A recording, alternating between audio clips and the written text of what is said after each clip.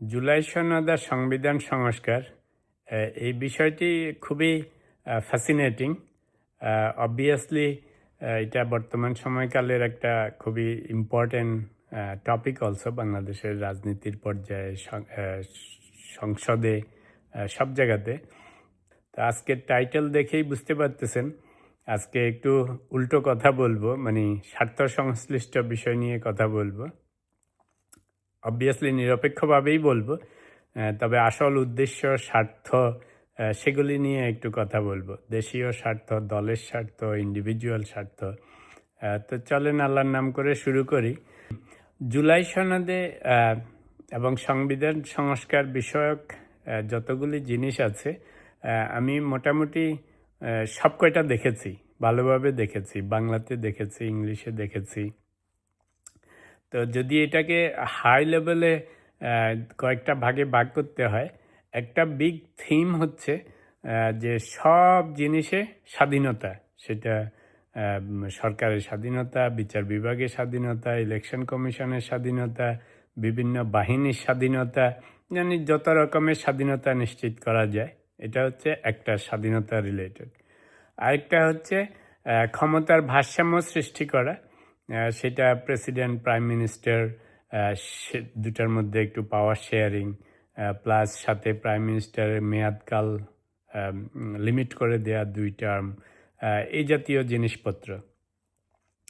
আর 3 নম্বর হচ্ছে most fascinating, যেটাতে সবার স্বার্থ জড়িত, সেটা হচ্ছে যে ওই যে সেই বহুল কাঙ্ক্ষিত আপার হাউস সৃষ্টি করা, তারপরে মহিলা উইমেন রিজার্ভ সিট ক্রমান্বয়ে 50 থেকে 100-এ উন্নীত করা, এই জিনিসগুলি মোস্ট কভেটেড ওয়ান্স।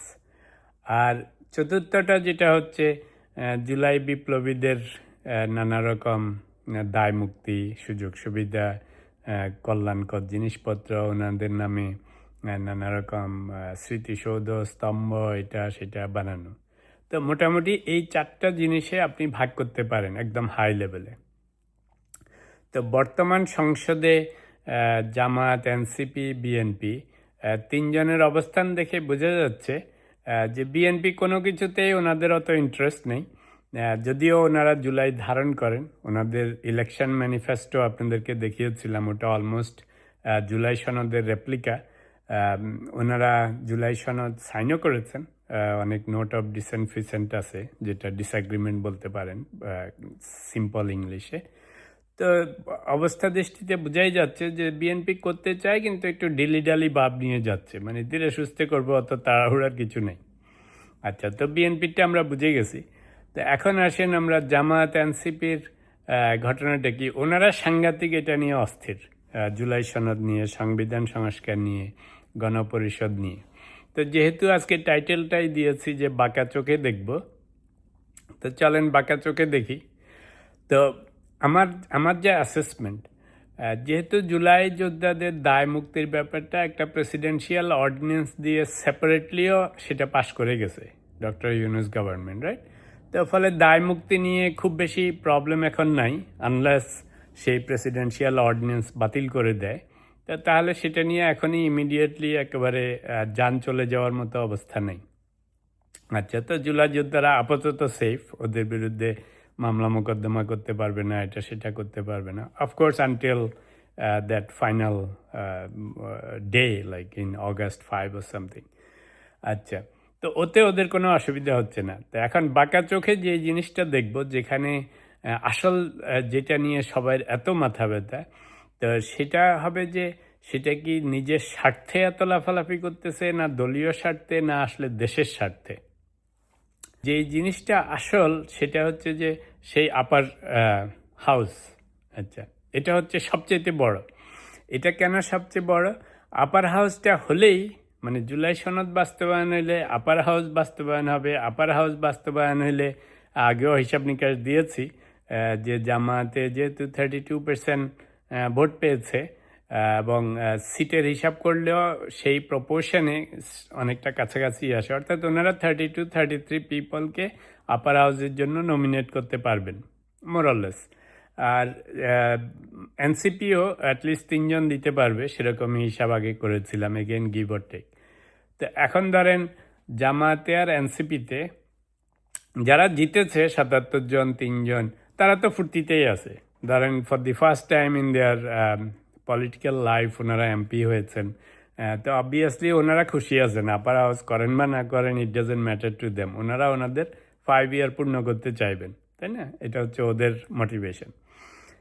2 নম্বর হচ্ছে যদি আপার হাউস হয়, তাহলে ওই যে বললাম আরও 32 জন, তো জামায়াতের নিশ্চয়ই উপরের সারিতে যারা আছে, লাইন দিয়ে আছে, যারা জিতে নাই ভোটে কিংবা যারা নমিনেশন পায় না বিকজ অফ ডিফারেন্ট রিজনস, তো এখন যদি আপার হাউসে নমিনেশন হয়, যেহেতু সেখানে ভোট টোট নেই, তো মাসাল্লাহ আরও 32 জন দিলে দেখেন উপরের সারি সবগুলি সংসদে ব্যাকডোর দিয়ে ঢুকতে পারবে। চিন্তা করেন তাদের কীরকম মোটিভেশন, কীরকম অস্থির হয়ে থাকার কথা জুলাই সনদ নিয়ে। Same thing goes for NCP.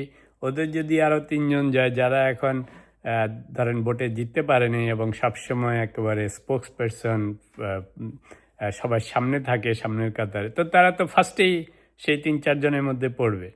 তো এখন চিন্তা করে দেখেন এদের মোটিভেশন কীরকম স্ট্রং। এটা হচ্ছে আপার হাউস নিয়ে। এখন উইমেন যে রিজার্ভ সিটস, জুলাই সনদে একটা আছে যে বর্তমান 50 সিট থেকে ক্রমান্বয়ে এটাকে বাড়িয়ে 100 সিট করা হবে। আচ্ছা, তো সেটা একবারেই হবে না, কিন্তু বর্তমান হিসাব মতেও 50 সিটের হিসাব মতেও জামাত গিভ অর টেক এগেইন 11 জনকে নমিনেট করতে পারবে এবং এগুলির জন্য কোনো ভোট নেই। জামাতও হয়তো একটুখানি পারবে, 1-2 জন, সরি এনসিপি। তো গোপন সূত্রে খবর যে জামায়াতের সবাই ধরেন যেহেতু ইলেকশন কমিশন কাজ শুরু করে দিয়েছে, হিসাব নিকাশ করেছে কোন দল কত সিট উইমেনদেরকে নমিনেট করতে পারবে, তো বিশ্বস্ত সূত্রে খবর পেলাম যে জামায়াত অলরেডি ওনাদের লিস্টে ওনাদের জামায়াতের আমির থেকে শুরু করে ওনাদের প্রথম সারির কয়েকজনের ওয়াইফরাও মাশাল্লাহ সাংঘাতিক ইন্টারেস্টেড সেই উইমেন সিটে নমিনেটেড হওয়ার জন্য এবং পার্লামেন্টে যাওয়ার জন্য। দোষের কিছু নেই, কিন্তু you can understand the motivation. তো কেন এটাও ইম্পর্টেন্ট খেয়াল করে দেখেন, যারা সংসদে যেতে পারেনি ইলেকশনের মাধ্যমে, তো তারা হুলস্থুল করতেছে আপার হাউসের জন্য যে হয় আপার হাউস করো, নাইলে সংসদ ভেঙে দিব, এটা করব সেটা করব, সরকারকে লাথি মেরে ফেলে দিব। ওদের মোটিভেশন হচ্ছে যে the sooner you implement July সনদ, the sooner they can go to the parliament. খেয়াল করে দেখেন ওদের মোটিভেশন এটা, কারণ ওই যে আরও 35 জন ইস এ লার্জ নাম্বার, রাইট? আপনার দলের প্রথম সারির বহু লোক ঢুকে পড়তে পারবে, এনসিপিরও তাই। আর উইমেনরা মনে করতেছে যে বাবা এখন এসব এই বড় আন্দোলন পরে করো, আগে আমাদের যে 50 জন যে আমরা সংসদে যাব পার্টির নমিনি হিসাবে, যেমন জামায়াতের আমিররা ওনার জামাত 10-11 জন পাঠাতে পারবে, ওনার বউ, ওনার আরও খুব উপরের সারির আরও অনেকের ওয়াইফরা এখনই ওই সেই 11 জন নমিনির লিস্টে নাম আছে। তো ওনাদের মোটিভেশন হচ্ছে যে আগে আন্দোলন পরে করো, আগে এগুলি ঠিক করো, আমরা সংসদে যেয়ে নিই, তারপরে দেখা যাবে, রাইট? তো ফলে হয়েছে কি, ওই যে জামায়াতের আমির যে এখন একটু উভয় সংকটে পড়েছে, ওনার উপর ডাবল প্রেশার। যারা সংসদে যেতে পেরেছেন এবং যারা রিজার্ভ সিট দিয়ে উইমেন বা অন্যান্যরা অলরেডি সংসদে যাবেন, রেডি হয়েছে, ওটা তো যাবেই বর্তমান 50 জনের, তাদের কথা হচ্ছে যে বাবা বহু কষ্টে ক্ষমতায় এসেছি, বহু কষ্টে ইলেক্টেড হয়েছি, বহু কষ্টে এখন উইমেন সিট দিয়ে সংসদে যাব, তোমাদের এইসব এত আন্দোলন করে কালকেই সরকার ফেলে দিব, এইসবের দিকে যেও না, আগে আমরা সংসদে যেয়ে নিই, 5 বছর কাটাই, ক্ষমতা শক্তিশালী হোক, একটু নিজেদের নাম কাম হোক, কেমন না? তো ফলে হয়েছে কি, ওদের মোটিভেশন হচ্ছে এটা। ওরা হয়তো বিএনপির বিরুদ্ধে বলবে এটা ওটা করেন, কিন্তু ওদের অত সিরিয়াস না, 5 বছরের আগে ওরা কোথাও যেতে চাইবে না। ওরা জামায়াতের আমিরকে বলবে যে ভাইজান যত কিছু করেন, সংসদ ভাঙ্গা, সরকারকে ফেলে দেয়া, এইসবের নামও উচ্চারণ করবেন না। আর যারা আপার হাউসে ব্যাকডোর দিয়ে যাওয়ার জন্য অস্থির, কিংবা উইমেনরা রিজার্ভ সিট দিয়ে সংসদে যাওয়ার জন্য অস্থির, তো তাদের কথা হচ্ছে যে ভাই জলদি করে ব্যবস্থা করো, জুলাই সনদকে গায়ে গলায় পা দিয়ে হইলেও করতে হবে। তো তাদের মোটিভেশন ভিন্ন এবং তাদেরকেও জামায়াতের আমিরকে হ্যান্ডেল করতে হচ্ছে। এই জন্যই জামায়াতের আমির সাহেব মাঝে মাঝেই ওই যে তারেক রহমানের সাথে আলাদা বৈঠক করেন, এটা করেন সেটা করেন, যে কিছু না কিছু তো আদায় করতে হবে কোনো না কোনোভাবে। তো এই যে বলেছিলাম যে বাঁকা চোখে দেখব, তা আসলে আমাদের দেশের জন্য কতটা ওনারা জুলাই সনদ বা সংবিধান সংস্কার নিয়ে অস্থির, সেটা যতটা না মনে হচ্ছে দেশের জন্য খুব দরদ, দশের জন্য খুব দরদ, তার থেকে দেখেন গিয়ে যে ইন্ডিভিজুয়াল মোটিভেশনগুলি, সেটাই ওনাদেরকে জুলাই সনদ এবং সংবিধান সংস্কার এগুলোর জন্য অস্থির করে তুলেছে। সেই জন্য ওরা জুলাই সনদ আর সংবিধান সংস্কারের জন্য পাগল। তো এটা হচ্ছে কোন অংশটা জামাত এনসিপি যে অংশটা ইলেকশনে জিততে পারেনি, আর যারা জিতেছে এরা জুলাই সনদের কথা বলে, গণভোটের কথা বলে, কিন্তু এরা অত ক্রেজি না, কারণ they don't want government to go way any time soon. কারণ জামাতের গত 55 বছরের ইতিহাসে এই প্রথমবারের মতো ওনাদের কত এমপি সংসদে গিয়েছেন, ওনারা বিরোধী দল হয়েছেন। তো তারা কি ক্ষমতা ছেড়ে দিবে? আমাদের মতো দেশে এমপি হইলে একবার তার কত সুযোগ সুবিধা, নাম কাম পাওয়ার, তারপরে কখন কোন দিন আওয়ামী লীগ আবার রাজনীতিতে রিহ্যাবিলিটেট হয়ে যায়, তখন আবার ব্যাক টু দি প্যাভিলিয়ন হয়ে যাবে পরের ইলেকশনে, রাইট?